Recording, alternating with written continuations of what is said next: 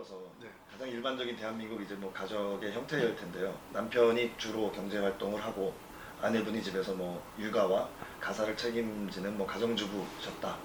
그런 경우는 일반적으로 어느 정도 재산을 받을 수 이제 있을까요? 뭐 우리 가정주부 아내분들이 사실 가장 걱정되는 게 이제 이혼 후에 자립적으로 생활하는 게 가장 이제 걱정되시잖아요. 자녀 문제도 그렇지만. 그래서 과연 내가 얼마나 그 위자료와 재산분할 받을 수 있을까 고민을 하시는데, 이제 위자료는 액수는 얼마 안 된다고 말씀드렸죠. 1000에서 3000인데 이 재산분할 같은 경우에는 최대 50%까지 받을 수도 있어요. 남편 재산이 뭐 집도 있고 뭐 예금도 있어 한 10억 정도 있다. 그러면 최대한 50%니까 5억 정도 받을 수가 있는 거죠. 근데 남편은 가급적이면 안 주려고 하겠죠. 그래서 가정주부 같은 경우에는 얼마나 자신이 열심히 가정생활을 해서 기여도가 있느냐를 주장을 하고 입증하는 게 필요합니다.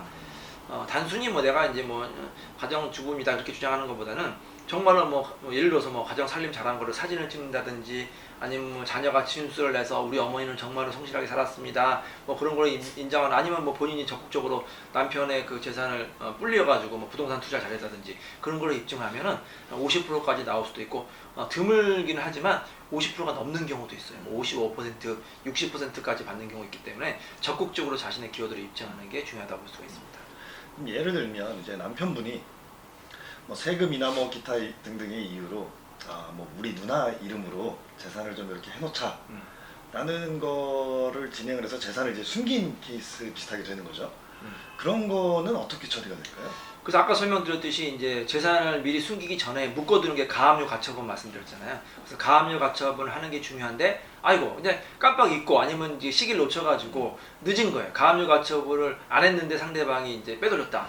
그럴 경우에는 판결을 받아도 집행이 어려울 수가 있잖아요. 그럴 경우에는 우리 이제 제도 중에 사회행위 취소 제도라는 게 있어요. 채권자 취소권이라고 하는데, 그거는 이제 일반 민사랑도 마찬가지예요. 일반 채무자가 뭐 채권자의 그 채권자의 그 집행을 피하기 위해서 재산을 빼돌릴 경우에는 사행위 취소를 할 수가 있거든요. 이혼 재판도 마찬가지예요. 이렇게 재산을 은닉한 경우에는, 예를 들어서 뭐 남편 재산인데 그 부동산을 뭐 부모나 자신의 친구 명의 돌려놨다. 그럴 경우에는 다시 원상복구 시킬 수 있는 사회행위 취소 소송을 하면은 남편 명의로 회복을 시키고, 그러면 바로 가압류를 해야겠죠. 그래서 보통은 사행위 취소를 청구하면서 가압류를 동시에 하거든요. 가압류를 해서 나중에 이혼 판결을 받아도 집행이 될 수 있게 조치를 취하는 게 매우 중요합니다. 예를 들면 이런 경우 있을 것 같은데요. 결혼 생활을 하던 중에 남편이 아내 몰래 친구한테 뭐 예를 들어서 한 1억 정도를 빌려준 겁니다. 현금으로. 네. 그리고 이제 이혼 소송을 하고 할 때도 몰랐는데 이혼을 하고 나니까 그걸 안 거죠. 그런 경우에는 그 1억에 대한 부분을 분할을 받을 수가 있을까요? 원칙적으로도 아내나 남편이 다른 사람한테 돈을 꿔줬다. 그럼 나중에 돈을 받을 가능성이 있잖아요. 그 채권이라고 하잖아요. 그 채권 같은 경우도 재산분할의 대상이 될 수가 있죠. 권리이기 때문에. 권리도 하나의 재산권이잖아요.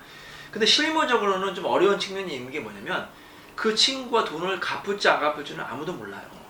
그 친구가 부도가 날 수도 있고 도망갈 수도 있고 돈을 못 받을 가능성이 있기 때문에 1억 원 채권이 있다고 1억 원 다 재산분할의 대상이 되는 것은 아니고요. 보통 법원에서는 그런 경우에는 아예 재산분할에서 삭제를 하거나 참고만 하거나, 아니면 채권을 뭐 예를 들어서 뭐 아내가 갖고 있던 채권을 반을 남편을 뭐 양도한다든지, 그렇게 이제 조정을 통해서 결정을 하고 있고요. 뭐 친구한테, 지인한테, 특히 이제 가족들한테 꿔준 돈, 그거를 다 재산분할을 바로 인정하기는 좀 어렵다고 볼 수가 있습니다. 그럼 그게 또 악용될 수도 있겠군요. 그렇죠. 악용될 수도 있죠. 재산을 빼돌리기 위해서 미리 이제 뭐 가짜로 뭐 채무를 만든다든지, 아니면 뭐 부동산 같은 경우에는 가치를 줄이기 위해서 뭐 가짜로 뭐 근저당이라든지 가등기를 설정하는 경우가 있는데, 그럴 경우에는 그 부동산 같은 경우에는 그것도 역시 사행위 취소로 다시 취소를 시켜서 원상 회복을 시킬 수도 있습니다. 예. 그러면 뭐 부부의 경제 활동이 왕성해서 다행히 재산 분할할 것들이 많았으면 좋은데, 예를 들어서 지금 뭐 마이너스 상태다. 집도 뭐 대출이 꽉이고 뭐 마이너스 통장에 카드 빚에 뭐 재산이 없다. 채무만 있고 재산이 없다. 그런 경우는 어떻게 됩니까? 그건 굉장히 좀 불행한 경우죠. 근데 채무만 많을, 그러니까 이렇게 생각할 수가 있어요. 예를 들어서 집이 뭐 10억인데 그 집의 담보 대출이 5억이다. 그럼 실질의 가치는 5억이잖아요. 그 5억 원에 대해서만 재산분할이 되세요. 채무는 공제를 하는 거예요.